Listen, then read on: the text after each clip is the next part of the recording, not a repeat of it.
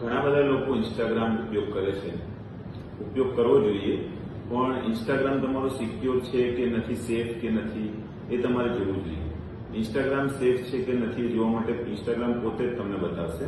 ઇન્સ્ટાગ્રામની તમે 3 લાઈન ઉપર ટિક કરો, ત્યાંથી તમે એકાઉન્ટ સેન્ટરમાં જાઓ.